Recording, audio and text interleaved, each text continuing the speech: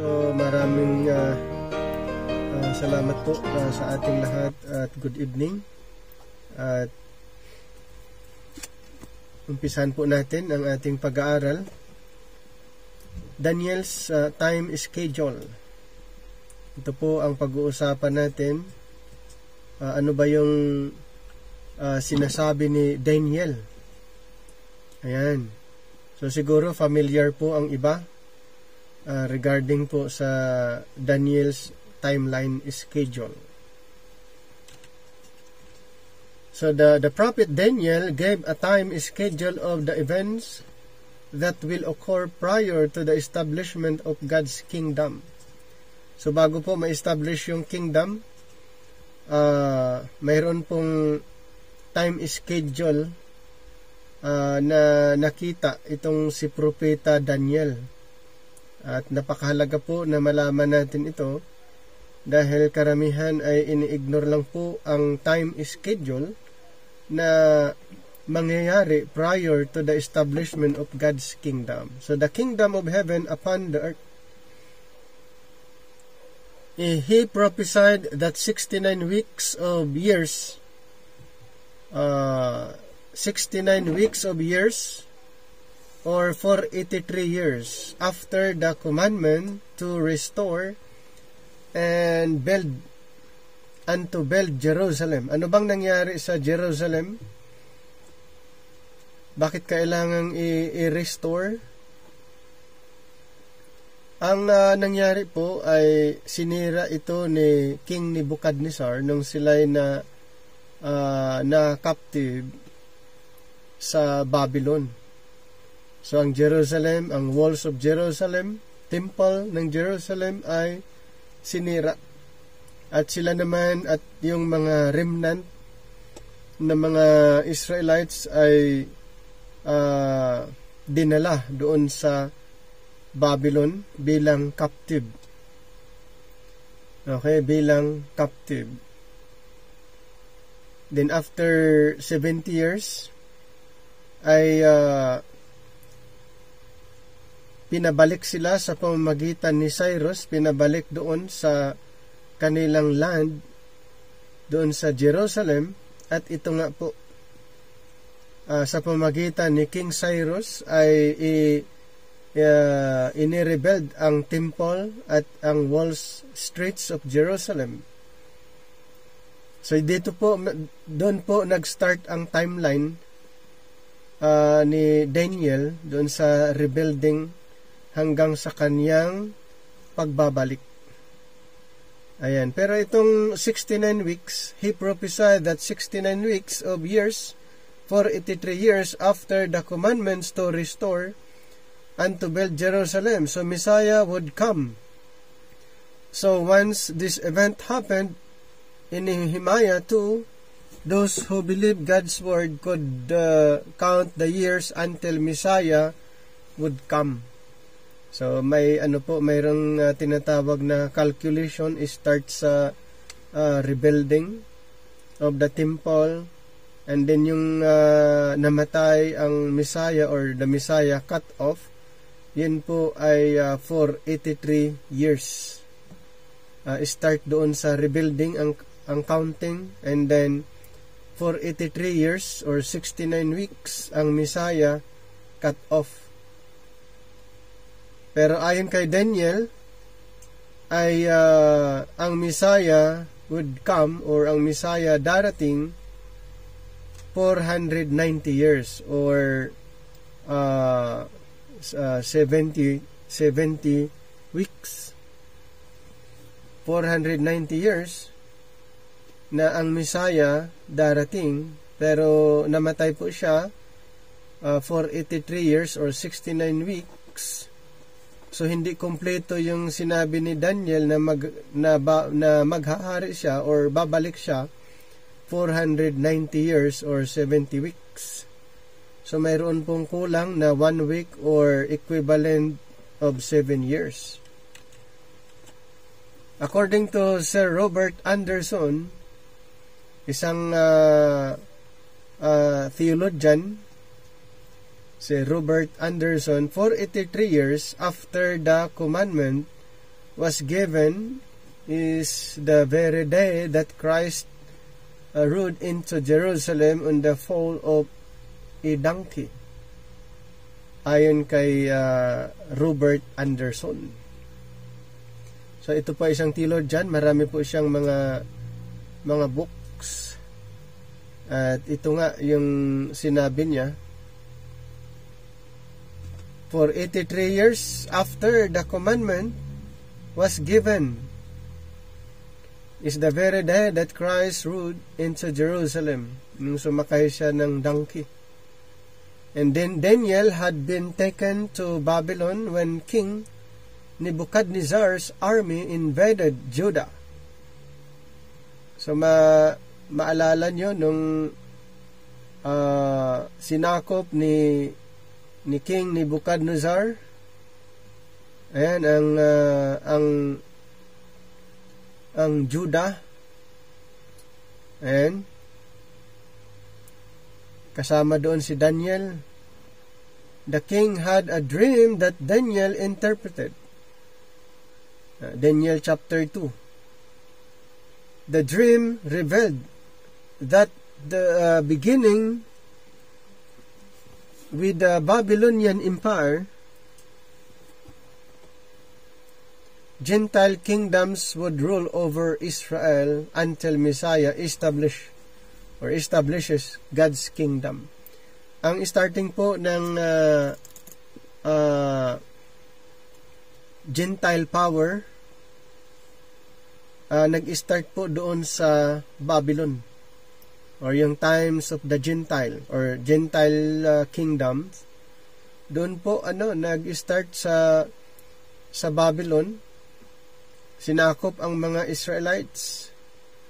So kailan po mag-end ang time ng Gentiles na meron silang power at sinakop nila ang mga Israelites? Hanggang sa second coming na lang po mag-end ang Gentile power. Yan. So the dream revealed that beginning with the Babylonian Empire, Gentile kingdoms would rule over Israel until Messiah establishes God's kingdom. So hanggang doon lang po ang power ng mga Gentiles. Ibig sabihin, ngayon ay mayroon pa ring power itong mga Gentiles dahil hindi pa dumating ang Mesias at kanyang i-establish ang kanyang kaharian.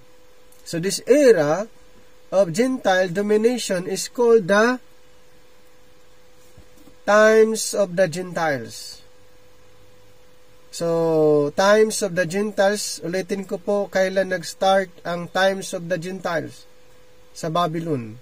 Kailan po mag-end ang kanilang time bilang may power sila? Sa second coming. Yan. Pag-i-establish ng Panginoon ang kingdom, wala na silang power. So, ang Panginoon na po ang mag-dominate. Under na po niya ang lahat ng tao. Kaya siya tinatawag na King of Kings and Lord of Lords. After the last Old Testament prophet wrote, God would not speak again until He would send the prophet to announce the arrival of the Messiah.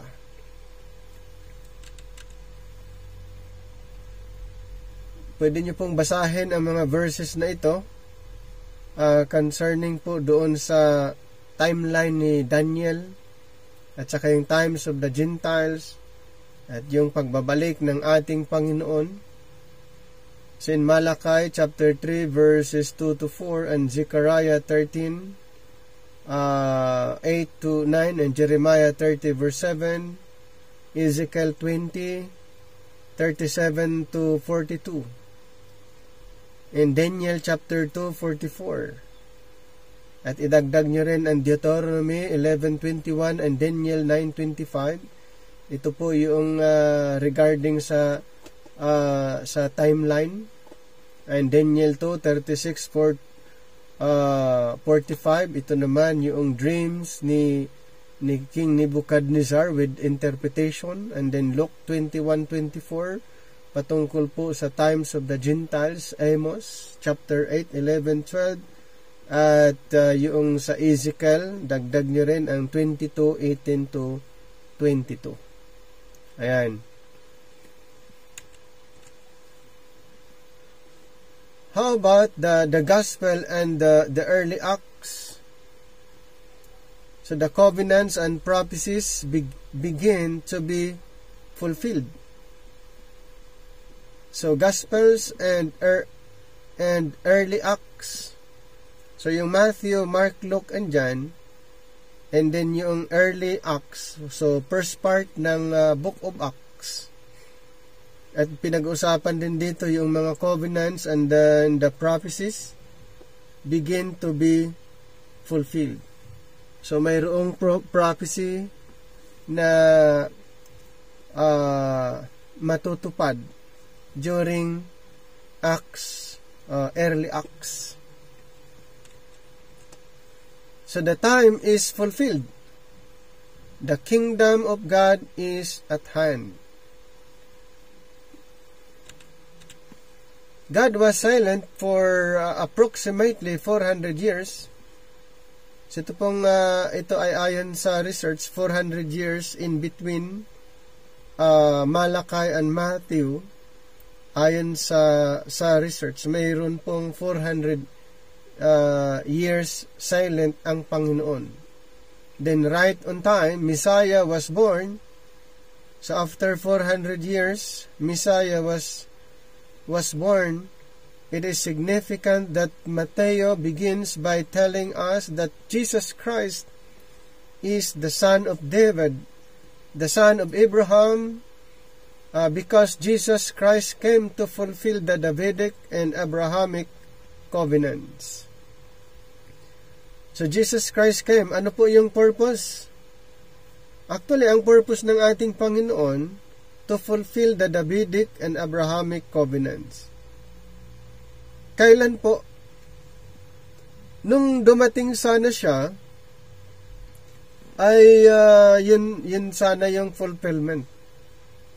Pag siya'y tinanggap ng mga Israelites, yun na sana ang katuparan ng Davidic and Abrahamic covenants. Pero hindi po nangyari. Kaya ang katuparan po ng Davidic and Abrahamic covenant ay doon na po sa millennium. Doon na po sa millennium. So ganun po. Pero ang purpose talaga ng ating Panginoon ay tuparin ang Davidic and Abrahamic covenants.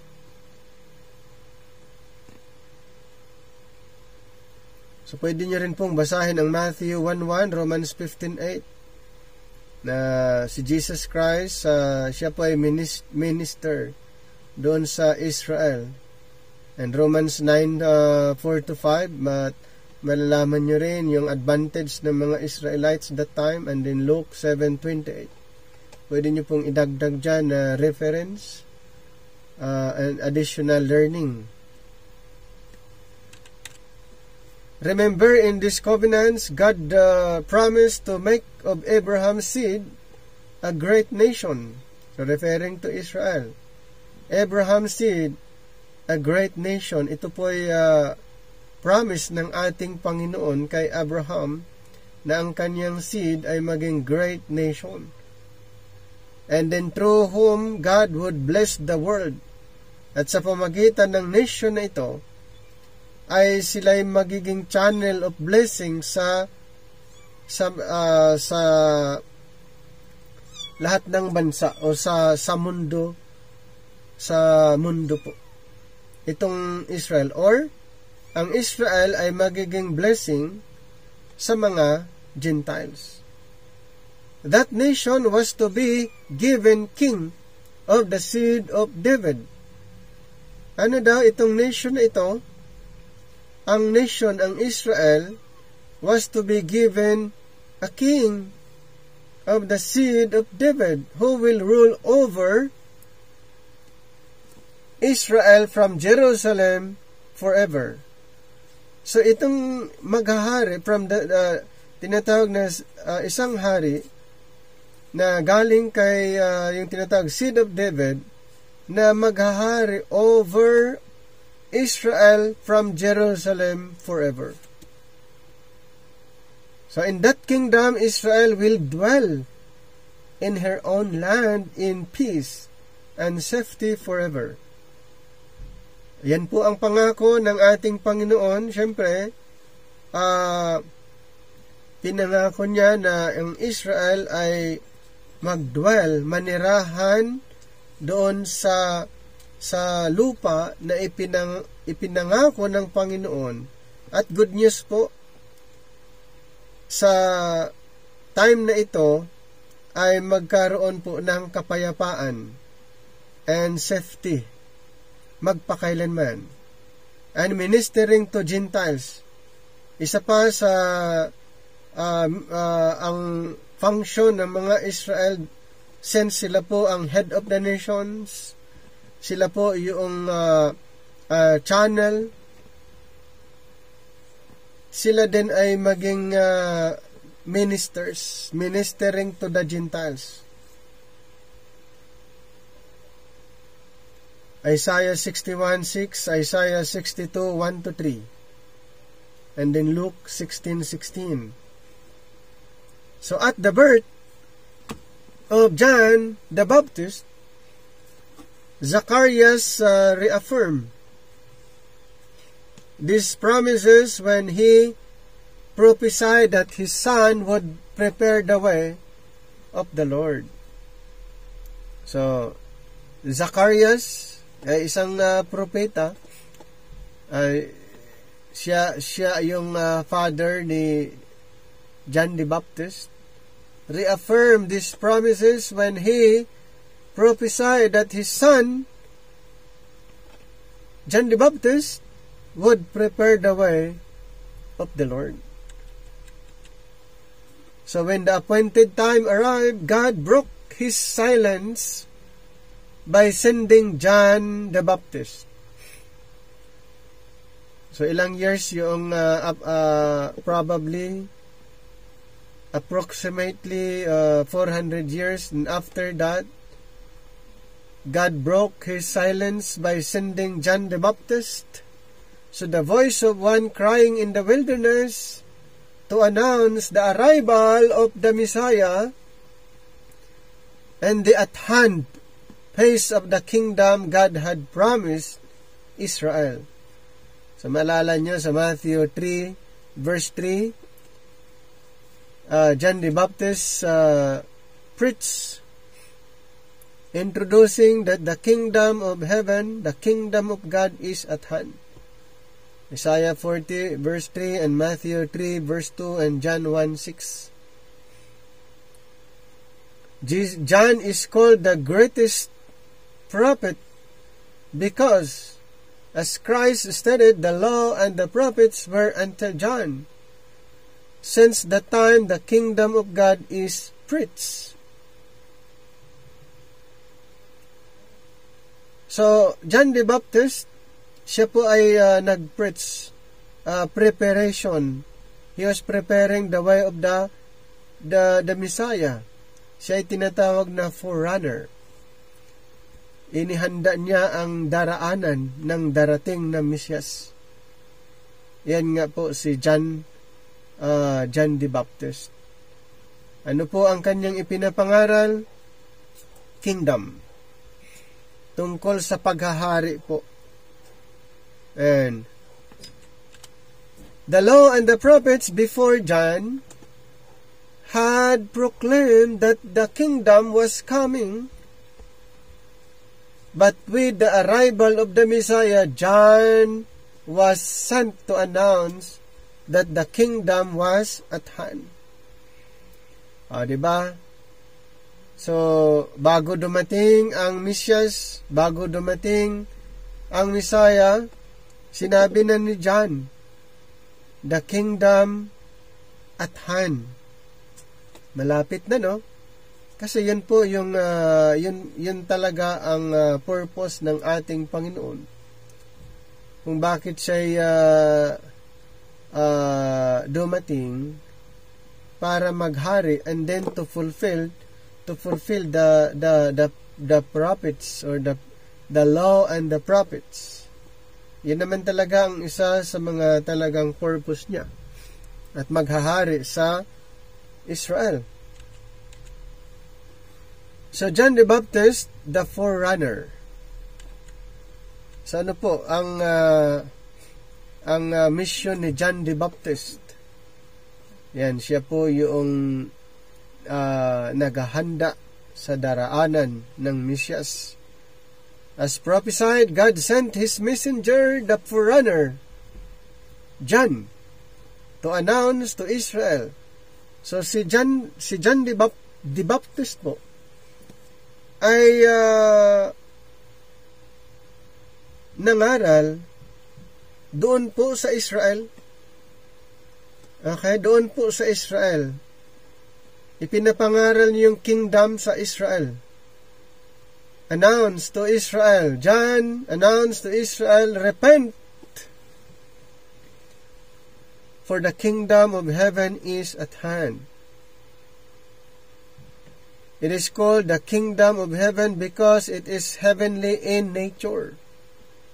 So yung kingdom, pag sinasabing kingdom of heaven, ito i-establish sa earth, na ang kingdom na i-establish sa earth ay mayroong heavenly in nature. Kaya nga yung sa Matthew chapter 6 verse 10,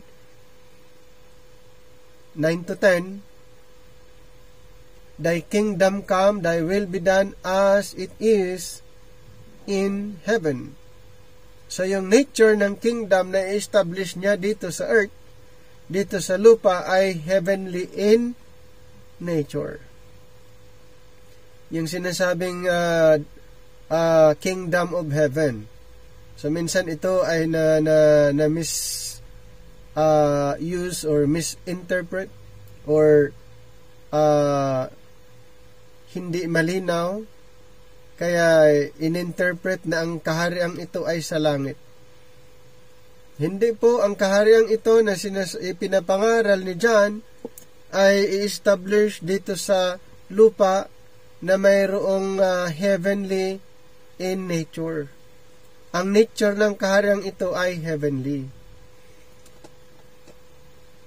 So, pwede nyo idagdag na basahin yung mission ni John the Baptist na matatagpuan sa Matthew 3 verse 2, John 1:31, and then Malachi chapter 3 verse 1, and then Matthew 3:7, Luke 7:30, and Matthew 23:35 to 36.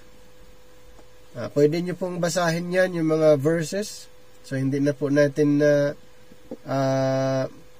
babasahin. Ito po ay babasahin niyo po para meron kayong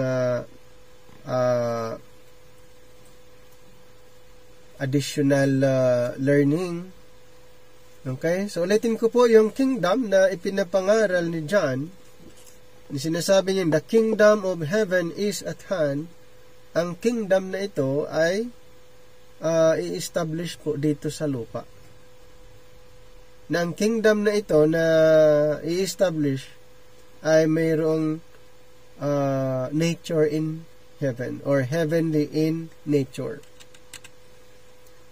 Clearly, it is the kingdom promised to Israel in the Old Testament. Ano po? Yung kingdom na ipinangaral ni John the Baptist, yun po ang kingdom na i-promise ng Panginoon sa Israel noon pa man, sa Old Testament. So the God of heaven will establish. The God of heaven will establish it upon the earth.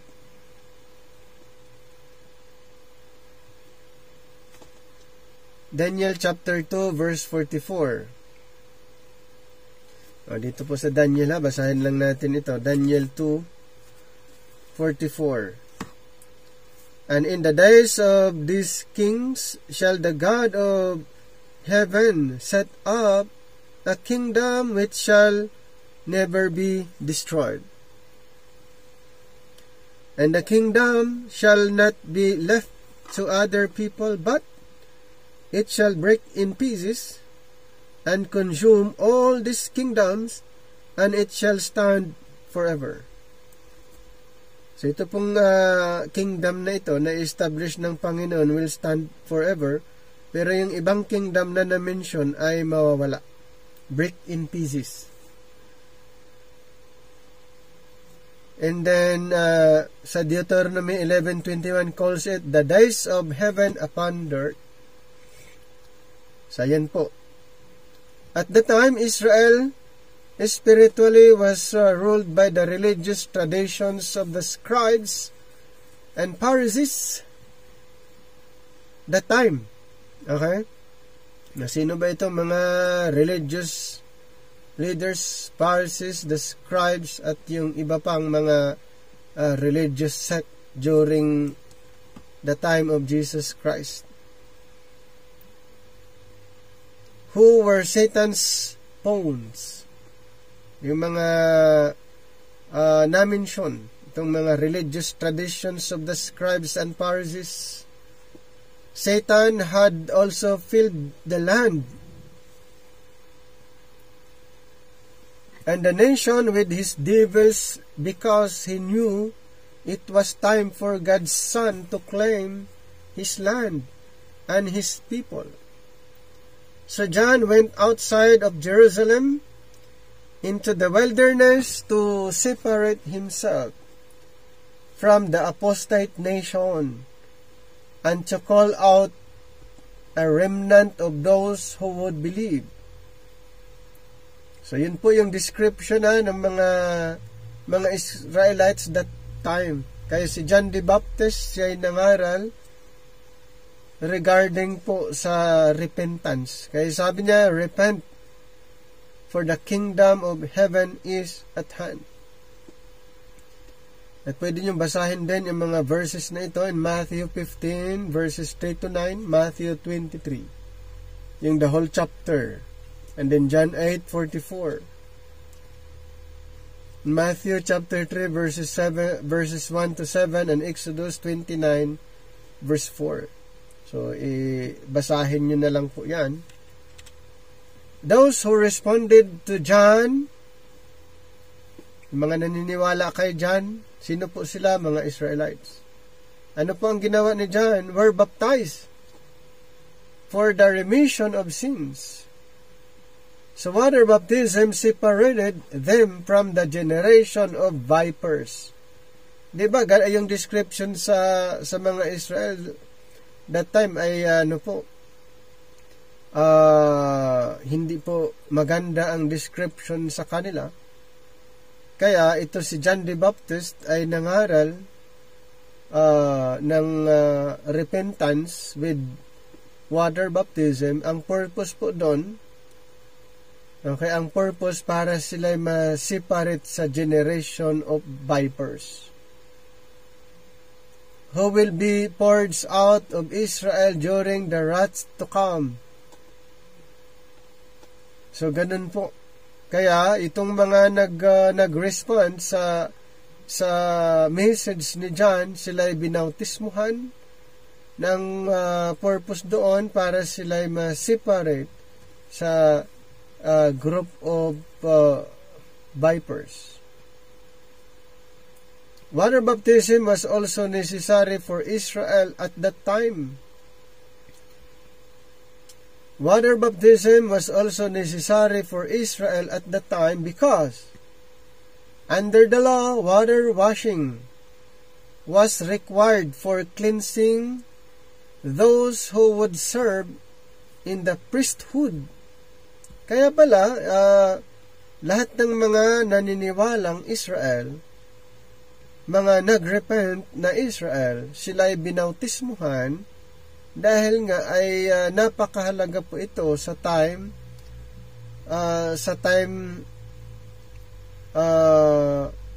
ng ating Panginoon at even time of John the Baptist, under the law, water washing was required for cleansing. So, ni-required po yun para sila'y malinisan, itong mga Israelites who would serve in the priesthood.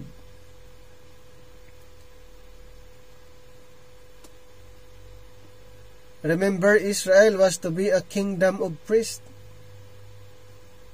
Kaya ni-required sa kanila ang ordinansa na ito or yung katuruan na ito, God's channel of blessing to the rest of the world, but they had become unclean. So kailangan po silang mag-undergo ng cleansing dahil sila nga po ay tinatawag na kingdom of priests. Ayon sa Exodus 19 verses 5 to 6, Isaiah 61, 6 to 9, and then Luke 3 verse 3 and Mark 1:4. Napakahalaga po. Kaya ito si John the Baptist, before the coming of the Messiah, ay kanyang binautismuhan ang mga naniniwalang Israel. Dahil sila po ay tinatawag na kingdom of priests.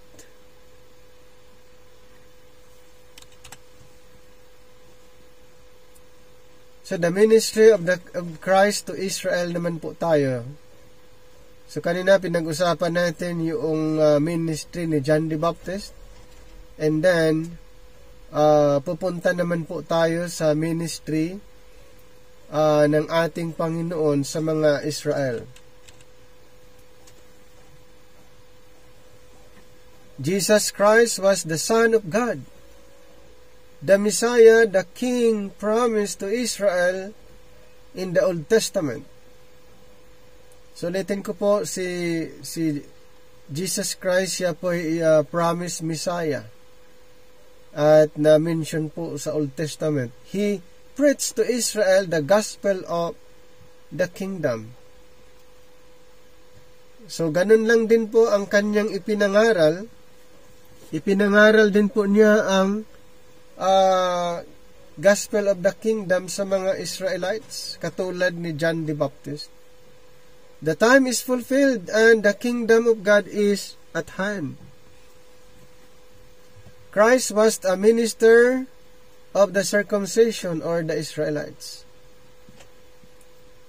to confirm the promises made unto the fathers. And he said very clearly, I am not sent but unto the lordship of the house of Israel. So malinaw po na ang mission ng ating Panginoon ay sa Israel. Nung hindi pa po siya na-crucified or na namatay or naipako. Ang kanya pong mission exclusive sa Israel. Kaya sabi niya, I am not sent but unto the lordship of the house of Israel. At na-mention din sa Romans 15:8, he was a minister of Israel to confirm the promises made unto the fathers. Kaya itong mga verses na pwede niyong basahin in Mark 1:14 to 15, Matthew 4:17, dagdag din natin yung John 1:49, John 20:31, Matthew 16:16, and then Luke 12:32.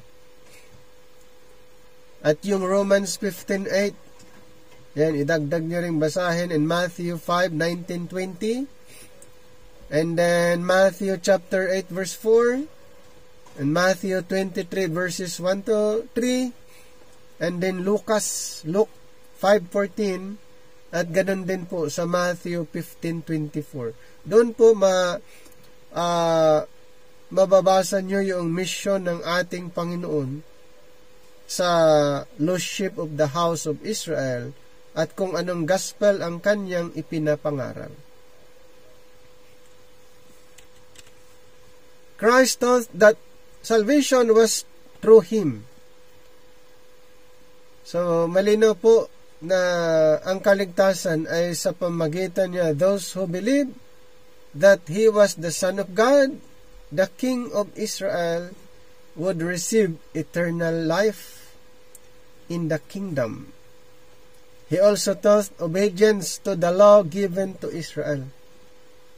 So during His earthly ministry, yan po ay na-mention at ipinapangaral niya sa mga remnant. Christ went to Israel because Israel was to be the channel of blessing to the Gentiles. So kaya pala na kung bakit Israel ang kanyang priority, ang kanyang focus that time, dahil nga kung ang Israel masave, sila po ay maging channel of blessing sa mga Gentiles. Kaya ang kanyang mission ay sa Israel. Iniligtas niya ang Israel in Matthew 1:21 to 23. He came to save His own people. Bakit yung kanyang bayan lang ang maligtas or kanyang iligtas? Dahil yun po ay na-promise ng Israel ay channel of blessing sa mga hintel. So, dapat lang sila ang unang masave or sila ang dapat mailigtas and then magiging channel na po sila sa mga hintel.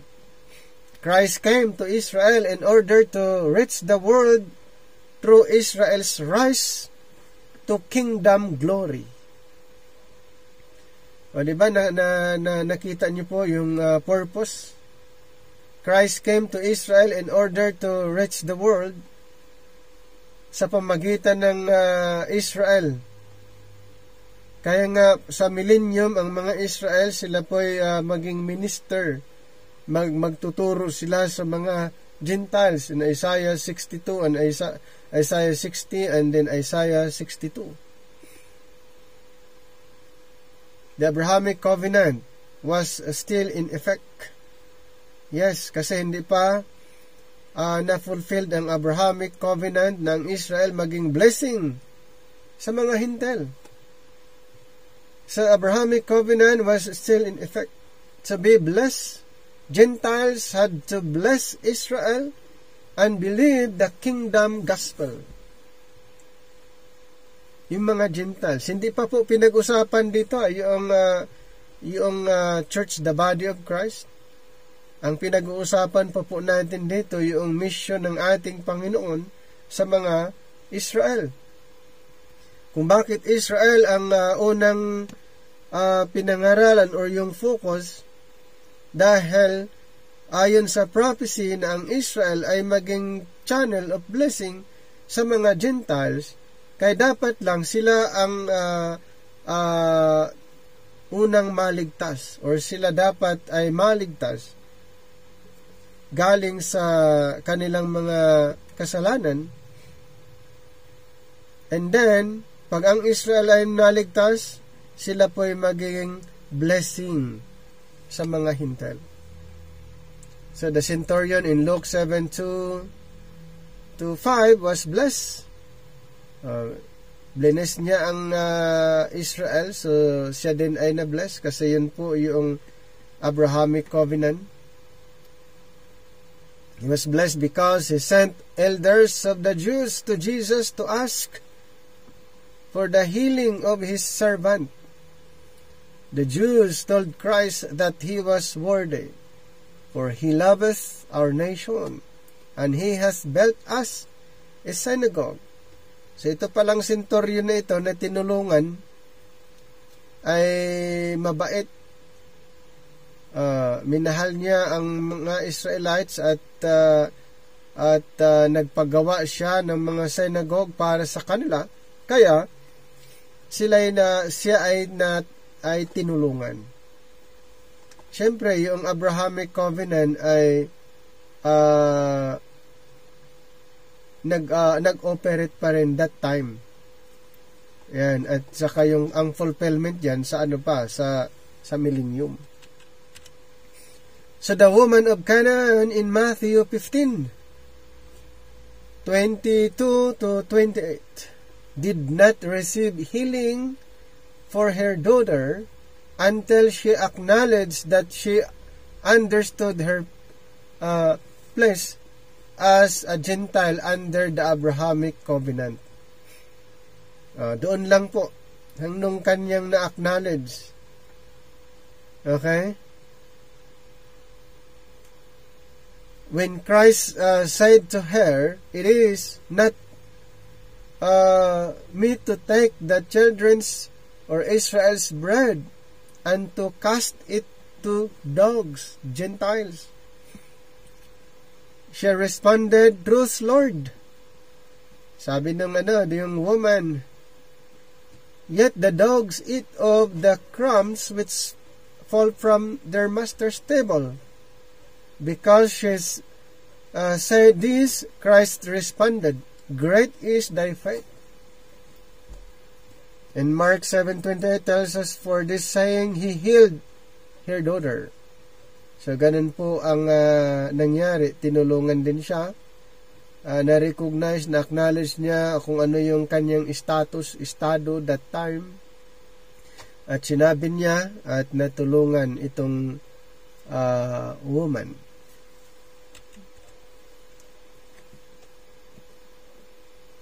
Then, the signs of the kingdom. Ayan, yung mga signs. Sa kingdom po ay may mga signs. Ano po yun? During His earthly ministry, Jesus Christ worked miracles to validate that He was the Messiah. Yung mga miracles pala, signs and wonders, na ginawa ng ating Panginoon during His earthly ministry, actually, yun po ay to validate na siya po yung Messiah. God in the flesh. His miracles gave the people a foretaste of the coming kingdom. Yan po yung miracles, His miracles na ibinigay niya. Actually, yun ay patikim, kumbaga, pagdarating ang kingdom. The two hallmark signs of the kingdom were casting out devils and healing the sick. So these signs fill the Gospels. Christ said, "If I with the finger of God cast out devils, no doubt the kingdom of God is come upon you." So in casting out devils, He was demonstrating His capacity to bind the strong man, Satan, and spoil his house, the house of Israel. He was demonstrating that He was the one who would rescue Israel from satanic captivity. Ayan po yung mission ng ating Panginoon. Kaya during His earthly ministry, ito po ay nag-manifest yung work of the devils, kaya mayroong cast outing. So mga verses na pwede niyong idagdag na basahin in Luke 11:20, Matthew 12:29, Isaiah 49:24 to 25. When asked, "Art thou he that should come?" And then Christ answered by quoting a passage about the kingdom, the blind receive their sight, and the lame walk. The lepers are cleansed, and the deaf hear, the dead are raised up. And Matthew 11, 3 to 6, and then Isaiah 35, verses 5 to number 6. Ayan. Kaya, malinaw po na yung ginawa ng ating Panginoon, ayon po ay to validate na siya nga po yung promised Messiah. Kaya ginawa niya yon. At yun din ang kanyang mission during his earthly ministry. How about Christ teaches about the kingdom? So, si John the Baptist ay nangaral tungkol sa kingdom, at ganun din ang ating Panginoon, ipinapangaral din niya ang kingdom. At sino po ang kanilang audience? Sino bang audience ni John the Baptist? Mga Israelites. Sino ba ang audience din nung si Kristo ay nangaral? Mga Israelites lang din. Kaya ang kanilang gospel ay parehas. So John the Baptist and Jesus Christ ay nagtuturo tungkol sa kingdom. Christ's earthly ministry focused on the kingdom promised to Israel in the Old Testament. So, ibig sabihin, yung ministry ng ating Panginoong Hesus ay continuation po doon sa Old Testament. In what is called the Sermon on the Mount, Christ taught about the nature of this kingdom and those who will enter it. And he exalted the law because once the kingdom is established, the law will be magnified and enforced on earth. The law will be written in redeemed Israel's heart. And God says He will cause you, Israel, to walk in my statutes. Ganun po ang mangyayari sa millennium. Okay, sa millennium na po, ang gagawin po ng ating Panginoon doon sa mga redeemed Israel ay kanyang ilalagay ang kautusan ng ating Panginoon sa kanilang puso at isip. At pwede niyong basahin din ang Jeremiah 31:33, Ezekiel 36:27, Isaiah 2 verse 3, and then Obadiah 9:10, and then 21, Psalms 69:35 to 36, and Isaiah 54:3. Then Isaiah 61:4 to 7. At pwede niyong basahin din ang Matthew 5:17 to 48. At isama niyo na yung Isaiah 42 verse 21 at yung Mateo 6 verse 10. So patungkol po sa mission, ministry ng ating Panginoon that time before His crucifixion. So ipinapangaral po niya. Kaya doon sa Sermon on the Mount, actually, ipinapangaral po niya kung anong maging nature doon sa coming kingdom at kung sino ang makakapasok doon. Ayan.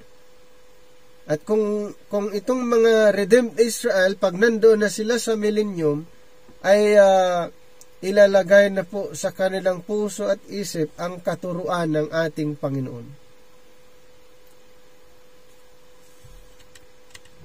Jesus Christ also said, the meek shall inherit the earth. He tells Israel to pray, Thy kingdom come. Thy will be done in earth as it is in heaven. Diba? Yan po yung kanyang sinabi nun sa mga disciples. So, ulitin ko po, ang kingdom na i-establish niya dito sa lupa ay mayroong heavenly in nature. Okay? Yung nature ng kingdom ay hindi earthly. Ang nature ng kingdom na ito, since the Lord Jesus Christ ang maghahari, ito po ay theocracy. as it is in heaven. Kung papaano yung kanyang pamumuno sa heaven as it is. Kaya mayroong tinatawag na heavenly in nature. Yan, pwede niyong basahin ng Luke 12:32, Psalms 37, 9-11, and Matthew 5, verse 5. So in the parables, he tells about different aspects of the kingdom. Diba, na-mention ng ating Panginoon mostly sa kanyang ministry yung mga parables. Yung mga parables. He tells about different aspects of the kingdom. For example, in the parable in Luke 19:12-27, he tells that a noble man, Jesus Christ, the noble man na na-mention is Jesus Christ, went to a far country, referring to heaven, to receive for himself a kingdom, and to return. So, yun po yung sa second coming. Yung parable niyan ay nagpicture po yan sa second coming ng ating Panginoon. Notice in Daniel 7:13-14 and Revelation 21:2 and verse 10, so upon his return, those who were faithful were given cities in the kingdom to rule over, as the faithful in Israel will be given in the kingdom. So ganun po ang maging estado, ang nature ng mga Israelites pagdating ng ating Panginoon. Pero ang ni-required po ay dapat sila faithful. So in the parable of the householder and his vineyard, Matthew 21:33-45, Christ reveals that the kingdom will be taken from the apostate religious leaders of Israel and given to a nation, singular, the believing remnant in Israel. So, the little flock. Yun pong tinutukoy doon na yung kingdom ay taken from the apostate religious leaders. At kanino ibibigay yung kingdom? Doon po sa remnant, believing Israel. Or little flock. Bringing forth the fruits thereof. Notice how Isaiah 5:1-7 explains this parable. Israel is the vineyard of God. So ayon sa Isaiah, yung parable na sinasabing vineyard ay referring to the Israelites.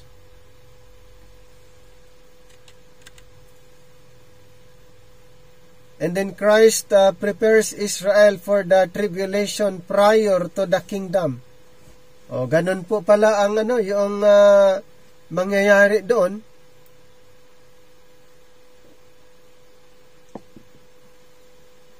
Christ prepares Israel for the tribulation prior to the kingdom. So bago po yung kingdom, ang Israel po ay dumaan o makaranas ng tribulation. While on earth, Jesus Christ prepared His disciples for the coming of the tribulation period that will purge Israel prior to the kingdom. For example, He told them that when they see the abomination of desolation spoken of by Daniel, they must flee to the mountains. And then He told them to take no thoughts for what they shall eat or drink, because God will take care of them.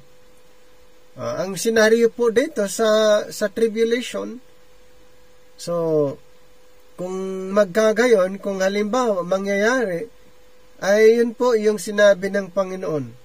He told them to take no thoughts for what they shall eat or drink, because God will take care of them. He told them to sell that they had which believers did in Acts 2, from Acts 2 to 4. So yan, kasi nga, provided lahat. I-provide ng Panginoon sa time na ito. Okay? Kaya nga, prior sa kingdom, ang mga Israel ay makakaranas po, maka-experience ng tribulation. Matthew 24:15 to 16, Matthew 6:31, Luke 12:33, Psalms 37:9, Luke 17:34, 37. Ayan.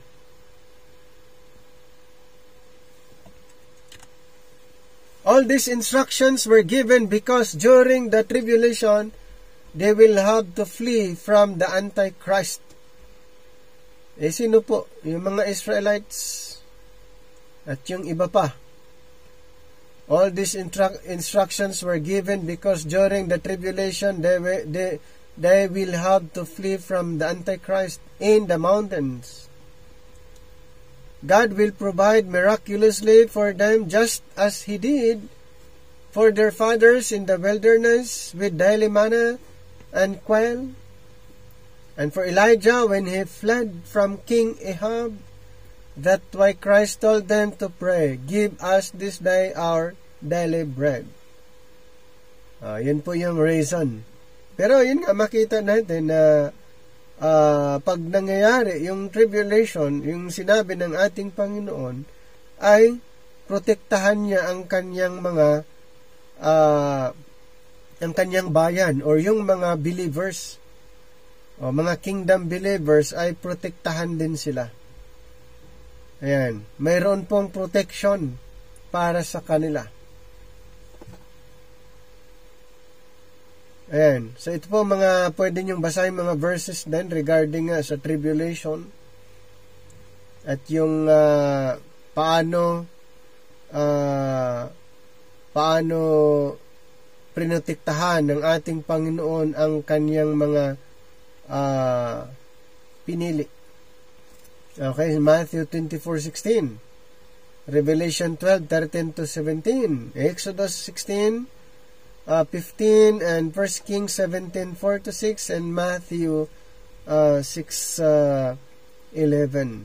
So pwede niyo pong basahin yan at makita nyo yung protection ng Panginoon at paano niya ni-provide kay Elijah at yung mga Israelites sa wilderness at ganun din during the tribulation ay protektahan din,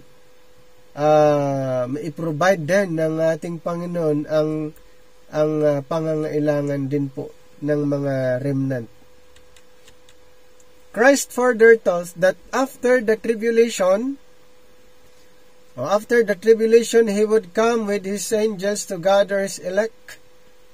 Sino ba yung elect na sinasabi? Ayon sa Matthew 24, ay mga believers of Israel. Sila po ang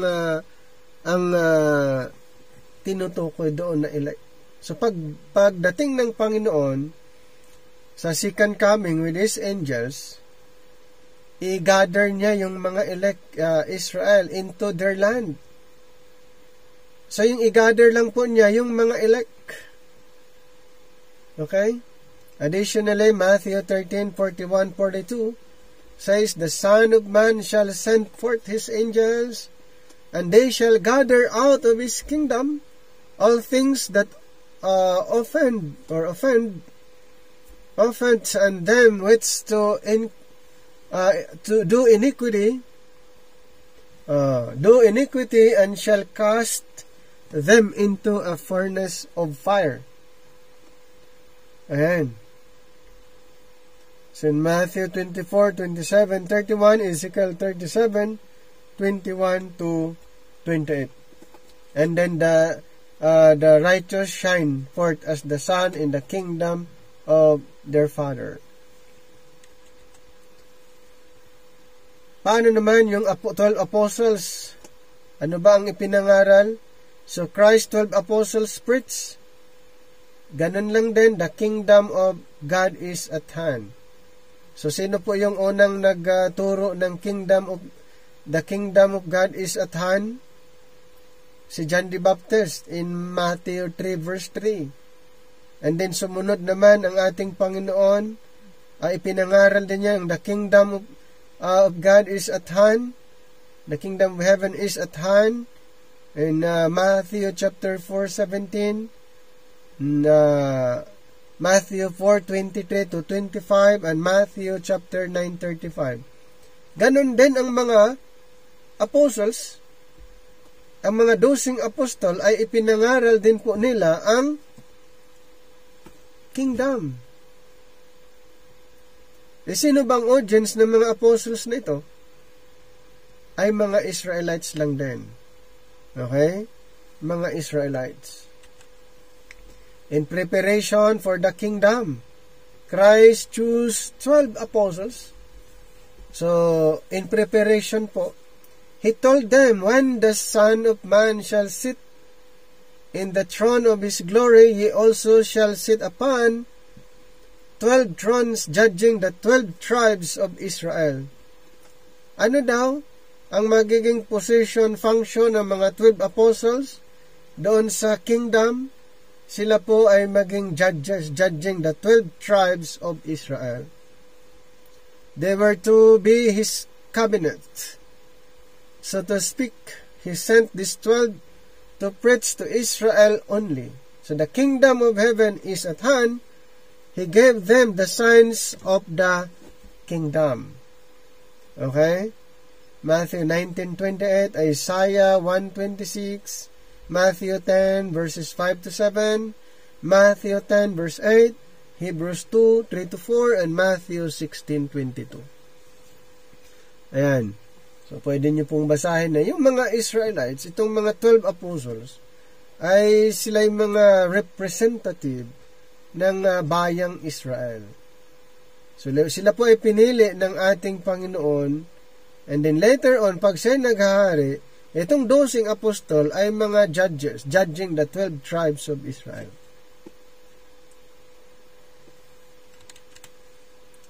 So notice that the gospel of the kingdom preached by Christ. Okay, yung gospel of the kingdom preached by Christ and His apostles is not the gospel we preach today. Yes, yung ipinapangaral ng mga 12 apostol ay ang kingdom gospel, ay hindi po yan gospel na ipapangaral natin ngayon. Noon po, yan ay ipinapangaral bilang gospel po that time. Pero sa panahon natin ngayon, hindi na po yan ang gospel, hindi na po kingdom gospel ang ipinapangaral natin o ipapangaral natin ngayon. For one thing, those who believe the gospel were promised eternal life in the kingdom of God will establish on this earth, not eternal life in heaven. Sa mga naniniwala sa gospel na yan, ipinangakuan din ng eternal life dito po sa earth. Hindi po doon sa langit. Yan, yun po yung yun po yung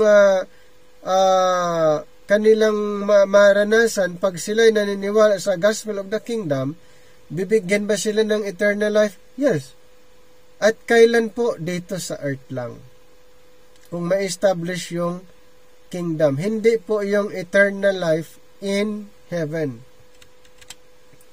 In addition, when the apostles preached the gospel of the kingdom, they did not preach the cross. Ulitin ko po, itong mga apostles, 12 apostol. Pag ipinapangaral nila ang kingdom, ang gospel of the kingdom, they did not preach the cross, which is central to the gospel today. Ang preaching of the cross, yun po yung central gospel for today. Hindi po yung gospel of the kingdom. Noon, yun yung central message or gospel that time. But under this present time, ang cross, yan po ang central gospel sa panahon ngayon. Ang mga 12 apostol during the times hindi po ipinapangaral ng cross as basis para ang tao maligtas. They did not yet understand that Christ would have to die and be raised. Before the death of Jesus Christ, no idea po sila doon. Kaya hindi nila maipapangaral until later after the resurrection of Christ na recognize nila, but before wala, hindi nila totally naunawaan, hindi nila naintindihan. So they did not yet understand that Christ would have to die and be raised. In fact, late in their ministry, when Christ began to tell them of his coming death, Peter responded by saying, "Be it far from thee, Lord, this shall not be unto thee." Nung sinabi ng Panginoon ay hindi convinced si Pedro, gusto niyang hadlangan. Sabi niya, hindi mangyayari yan, Panginoon. Kaya, ang sabi ng Panginoon, "Get thee behind me, Satan." Bakit po? Kasi nga propesiya na siya'y mamatay tapos hahadlangan. Hindi pwedeng hadlangan ninuman maging si Satanas ang prophecy. So yun po ay prophecy na siya'y mamatay. At ayaw ni Pedro. Ayaw ni Pedro. So, hindi niya alam. Kasi nga hindi alam ni Pedro yung prophecy patungkol sa death ng Panginoon.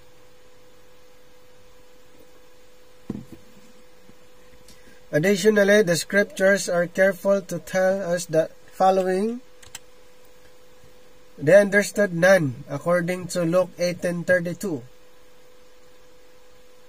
They understood none of these things, and this saying was hid from them, neither knew they the things which were spoken.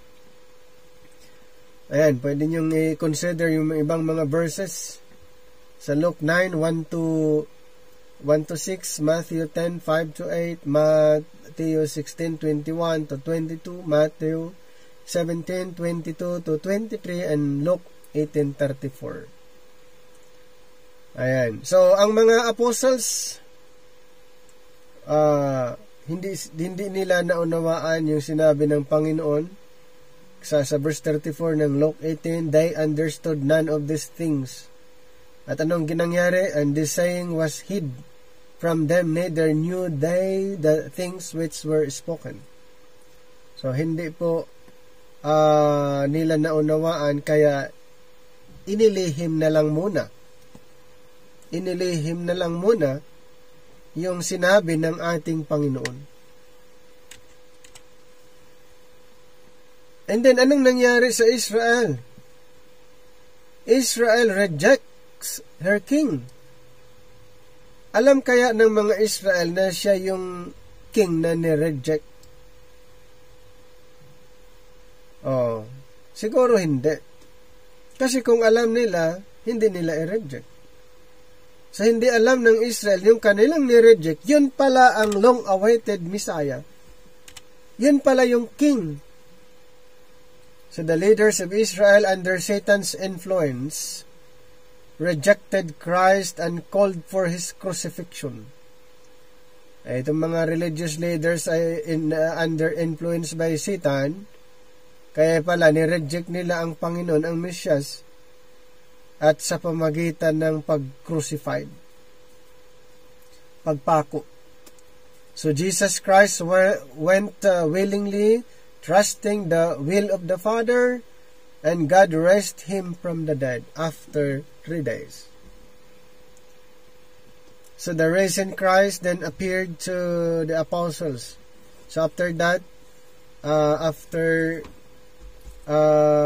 namatay ang Panginoon at siya din ay nag-resurrect ayon din sa sinabi. The risen Christ then appeared to the apostles, and gave them the Holy Ghost so that they would have the authority and understanding to carry on His ministry after His ascension. Ayan. So, yung mga religious leaders ay under influence kay Satanas. Kaya dahilan na pinatay ang Mesyas. So, ito po yung mga reference.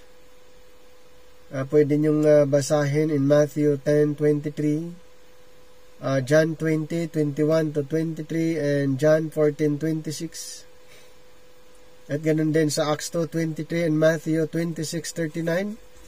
At sa Isaiah 50 verses 5 to 9. And then tungkol kay Satanas na siya yung the father of lies in John 8:44. So Luke 24:45 says that Christ opened their understanding. 'Di ba sa chapter 8:10:34, ang hindi po malinaw sa kanila yung sinasabi ng Panginoon. They understood none of those things mentioned by the Lord Jesus Christ regarding His death. Pero in Luke 24:45, Christ opened their understanding. In Acts 1:3 says that He spent 40 days with them, speaking of the things pertaining to the kingdom of God. Ilang days po ang sinasabi ng ating Panginoon patungkol lang po sa kingdom. 40 days before His ascension. In Acts 1:6, the apostles ask, Lord, wilt thou at this time restore again the kingdom to Israel? So, tinatanong ang Panginoon kung kailan. So, ibig sabihin, nagkaroon ulit sila ng pag-asa. Nagkaroon ulit sila ng pag-asa, kaya sila ay nagtatanong. He told them that it was not for them to know the times, but that they shall be witnesses. So, hindi muna yon sinagot ng ating Panginoon, pero sabi niya, but that they shall be witnesses unto me both in Jerusalem, and in all Judea, and in Samaria, areas comprise the land promised to Israel, and unto the uttermost part of the earth. Ayan. So, ganun po yung mission. Yung mga apostles, after na naunawaan nila, magiging witnesses na sila. Start sa Jerusalem, Judea, Samaria, and then to the uttermost part of the earth. Acts 2:10, 14, 22 to 40, and chapter 5:30 to 31, chapter 8 verse 1 ng Acts. But Christ had told them that they will not have gone over all the cities of Israel before He would return. Hindi nila hanggang Christ had told them that they will not have gone over all the cities. Hindi nila mapuntahan lahat hanggang sa pagbabalik ng ating Panginoon. This is because under the prophesied plan, Israel as a nation had to be cleansed during the tribulation. Okay, during the tribulation, malinisan. So then Christ would come. Christ would come and send redeemed Israel to the Gentiles. So yung mga redeemed Israel, sila po yung sila po ang pupunta sa mga hintel, yung mga redeemed Israel, pero dapat sila ay ma-cleanse.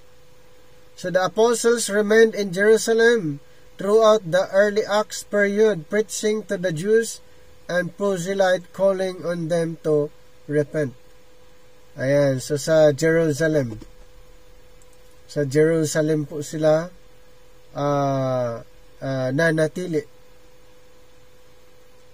At ipinapangaral po nila ang tungkol sa kaharian. Ang Israel, meron po silang last chance.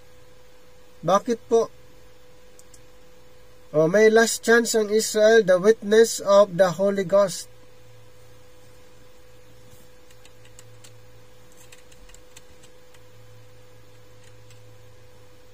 From the cross, Christ had prayed, Father, forgive them, for they know not what they do. And after his ascension, he sent the Holy Ghost to fill the apostles and disciples with power from on high. Okay? Sa Luke 23:34, basahin nyo din po ito. I-mention ko yung mga verses. Acts 2:22-24, chapter 3:15, chapter 5:30, at yung basahin nyo rin ang Luke 24:49, Acts 2 verse 4, and Acts 2:38-40, at yung sa Acts 3:1-11, Acts 3:25. Peter says that Acts 2 is the last days. So, ayon kay Pedro, Acts 2:16-17, Acts 2 is the last days prior to the kingdom, as prophesied by Joel. Yung Acts 2 po ay fulfillment sa prophecy ni Propeta Joel. It is not said to be the first days of the body of Christ. So, hindi po ito hindi po first days of the body of Christ.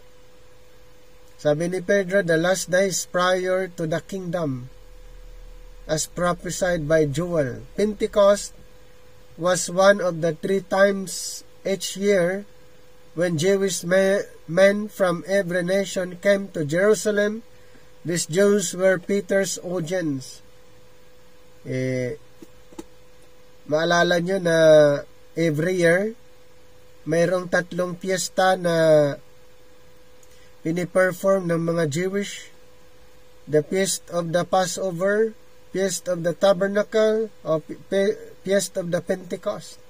So, sa Pentecost ay isa sa piyesta ng mga Jewish na mga Hudyo galing sa iba't ibang nasyon ay pupunta sa Jerusalem, at yung sa Acts 2, yun po yung audience ni Peter. Okay, sa Acts 2:16-17, Joel 2:28-32, Acts chapter 3:19-21, and Hebrews 2:3-4. So the Holy Ghost, through Peter, inducted Israel for the rejection of their Messiah. Ano daw? The Holy Ghost, through Peter, inducted Israel for the rejection of their Messiah.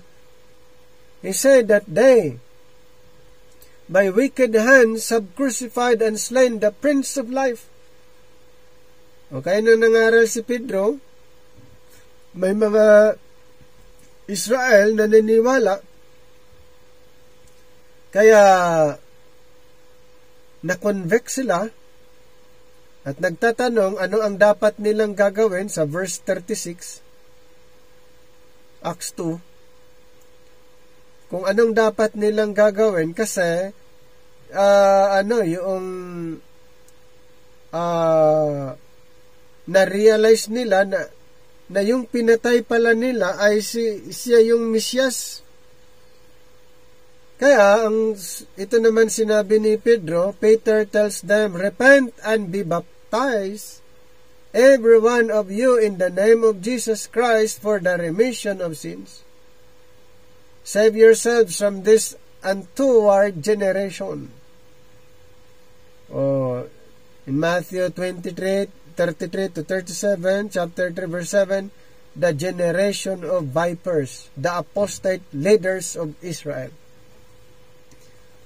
Ayan po, sila po yon at na-identify ng mga Israelites. At ito naman ang pinangaralan ni Pedro At na-convict po sila doon sa message at nagtanong sila kung ano ang dapat at papaano. At yun ang sagot ni Pedro, repent and be baptized. Repent and be baptized. And then, bautismuhan sila sa pangalan ng Mesyas.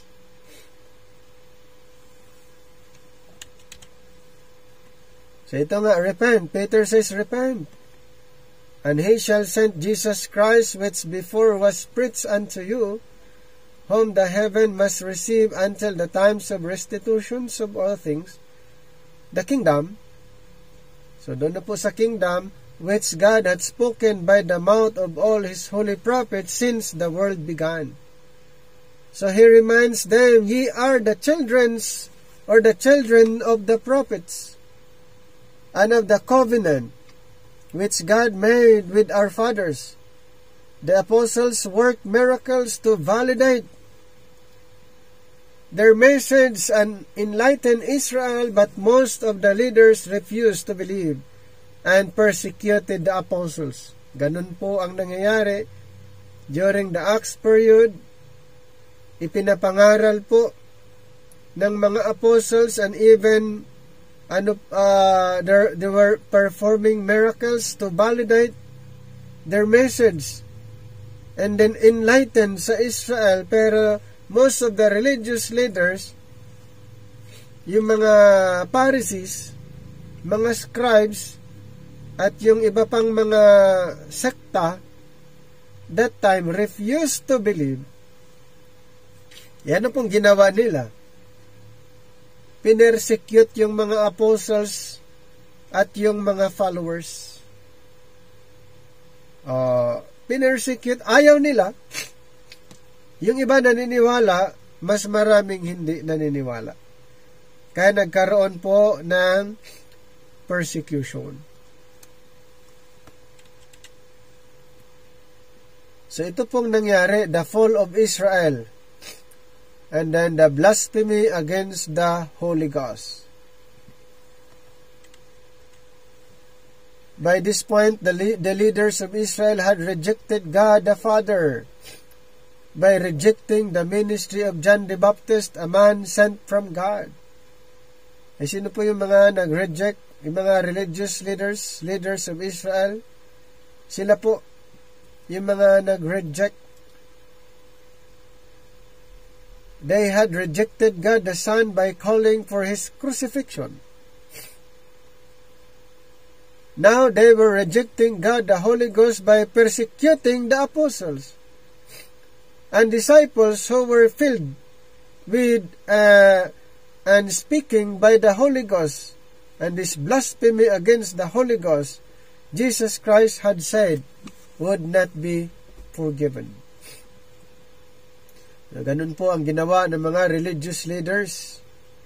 Yung ipinadala ng ating Panginoon, ipinadala para mag-preach, ay kanilang pinersecute.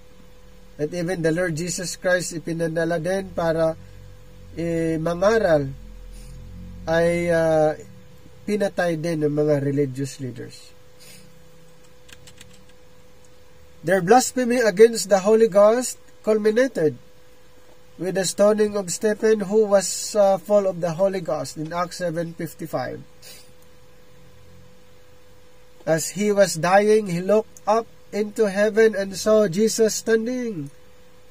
So the prophecy says that the ascended Christ was to sit at the Father's right hand until He made His enemies His footstool. So the fact that Stephen saw Him standing, so si Stephen, nakita ni Stephen si Jesus Christ nakatayo, pero sa ibang mga records sa prophecy, siya'y nakaupo. Indicated that Jesus Christ was ready to initiate the time of judgment. So yan pala, nung nakita ni Stephen na siya'y nakatayo, ay siya po ay ready to poured out. Ready to initiate the time of judgment. And indeed, the next prophesied event was the Great Tribulation, the time of Jacob's trouble. So yun na po sana ang next. Okay? Kaya si Jesus Christ nakatayo para ibuhos niya ang kanyang galit or kanyang or yung kanyang judgment that time. Kasi ang next po dyan, sa prophesied program, sa prophetic program, ay ang Great Tribulation. Siyempre, hindi pa po na-revealed ang dispensation of grace. Kaya, yun po dapat ang gagawin ng Panginoon nung siya'y nakatayo.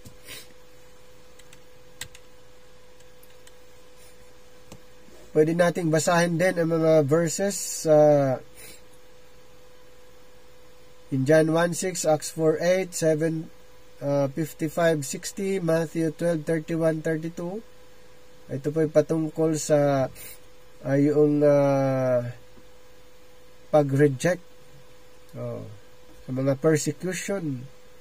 Acts 7:55, Psalms 110:1, Acts 2:34-35, Isaiah 2:19-21, Isaiah 3:13, Psalms 7:6, Psalms 9:19, 68 verse 1 and 82 verse 8, Jeremiah 30 verse 7. Kasama na din doon yung sa